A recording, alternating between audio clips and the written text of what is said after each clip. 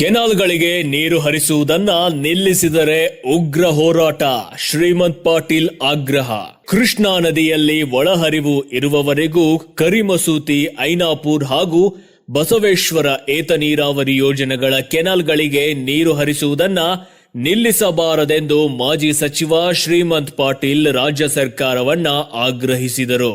ಬೆಳಗಾವಿ ಜಿಲ್ಲೆಯ ಕಾಗವಾಡ ಮತಕ್ಷೇತ್ರದ ಮದಬಾವಿ ಗ್ರಾಮದಲ್ಲಿ ಮಾಧ್ಯಮದವರೊಂದಿಗೆ ಮಾತನಾಡಿದ ಅವರು, ಕೆನಾಲ್ ನೀರನ್ನೇ ನಂಬಿ ಈ ಭಾಗದ ರೈತರು ಕಬ್ಬು, ಹೆಸರು, ಉದ್ದು ಸೇರಿದಂತೆ ಅನೇಕ ಪ್ರಮುಖ ಬೆಳೆಗಳನ್ನ ಲಾವಣಿ ಮಾಡಿದ್ದಾರೆ.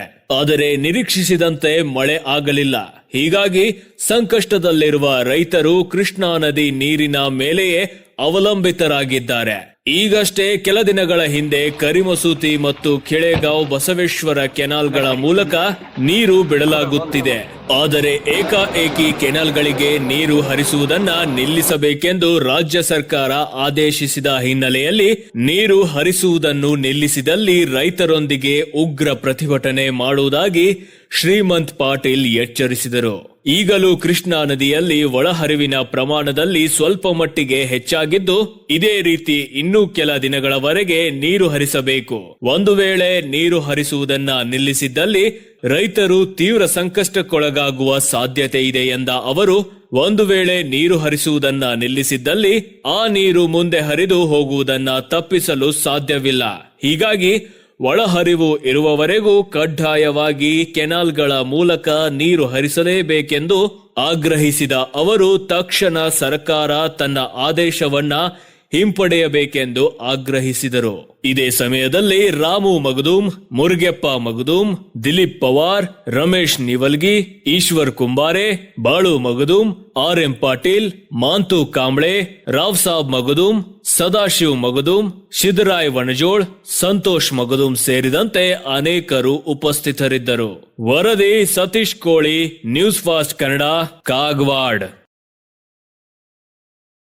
ಮೆಟ್ರೋಲಜಿ ಡಿಪಾರ್ಟ್ಮೆಂಟ್ದವರು ಈ ವರ್ಷ ಒಂದು ದೊಡ್ಡ ಭೀಕರ ಅಂತ ಬರಗಾಲ ಬೀಳುವುದು ವ್ಯಕ್ತ ಮಾಡ್ಯಾರ ತಮ್ಮ ಭವಿಷ್ಯ. ಅದಕ್ಕೆ ಈಗೇನು ಮಳೆ ಮೊನ್ನೆ ಆಗೈತಿ, ಕೃಷ್ಣಾ ನದಿ ಈಗ ಹರಿತಾ ಇದೆ. ಮತ್ತು ಯಾವಾಗ ನೀರು ಹರಿತೈತಿ ಅವಾಗ ಇವು ನಮ್ಮ ಕರಿಮಸೂತಿ ಯೋಜನೆ ಆಗಲಿ, ಕೆಳೆಗಾಂವ್ ಆಗಲಿ ಅಥವಾ ಐನಾಪುರ್ ಲಿಫ್ಟ್ ಇವೆಲ್ಲ ಚಾಲೂ ಇರಬೇಕು. ಈಗ ನೀರು ಹರಿಯೋದು ಚಾಲೂ ಇದ್ದಾಗ ಕೂಡ ಬಂದ್ ಮಾಡಿದ್ದು ಯಾರೇ ಆದೇಶ ಮಾಡಿದ್ರೆ ಗೌರ್ಮೆಂಟ್ದವರು, ಅದು ತಪ್ಪದು. ಈಗ ನಾಳೆ ಮಳೆ ಹೆಚ್ಚಾದ್ರೂ ಕೂಡ ಈಗ ನಮ್ಮ ಒಂದು ಬೆಳೆ ಒಣಗೋದು, ಈಗ ನಮ್ಮ ಬೆಳೆನ ಮಾಡ್ಲಿಕ್ಕೆ ಬಂದಿಲ್ಲ, ನಾಳೆ ನೀವು ಚಾಲೂ ಮಾಡಿದ್ರು ಕೂಡ ಏನು ಉಪಯೋಗ ಆಗಿಲ್ಲ ನಮಗೆ.